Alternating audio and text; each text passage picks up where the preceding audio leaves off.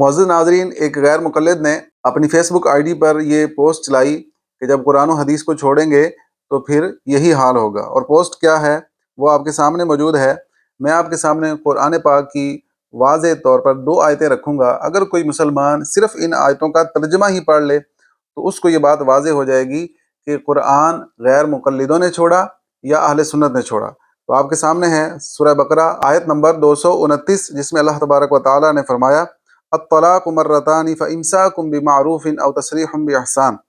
इसमें 2 तलाक़ों का ज़िक्र है। तर्जुमा आपके सामने है, आप देख सकते हैं कि इसमें 2 तलाक़ों का ज़िक्र है कि अगर किसी शख्स ने अपनी ज़ौजा को 2 तलाक़ें दे दी तो अब उसे तीसरी तलाक़ का इख्तियार तो है, लेकिन जब वो तीसरी तलाक़ दे देगा तो वो औरत उसके लिए हुर्मत गलीज़ा के साथ हराम हो जाएगी। इसका ज़िक्र आयत नंबर 230 में है। फरमाया फ़इन तल्लक़हा फ़ला तहिल्लु लहू मिन बअदु हत्ता तनकिह ज़ौजन गैरह।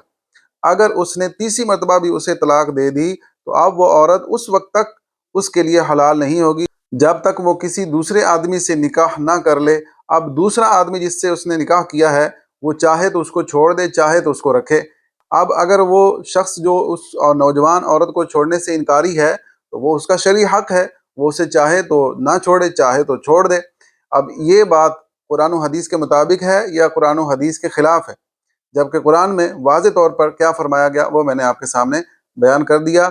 लिहाजा इन गैर मुक़ल्लिदों की दजल फ़रेबियों को पहचानना चाहिए और अहले सुन्नत को चाहिए कि अपने मसलक पर मजबूती से कायम व दायम रहें। और जो लोग गैर मुक़ल्लिद हैं, इनके फॉलोअर्स हैं, उनको भी ये बात सोचनी चाहिए कि जो लोग इतना जो वाज़े मसला कुरान में बयान किया गया उसको छोड़ रहे हैं, फिर और उनसे क्या तवक्को की जा सकती है कि वो कुरान और हदीस पर अमल करते होंगे। अल्लाह समझने की तौफ़ीक अता फ़रमाए।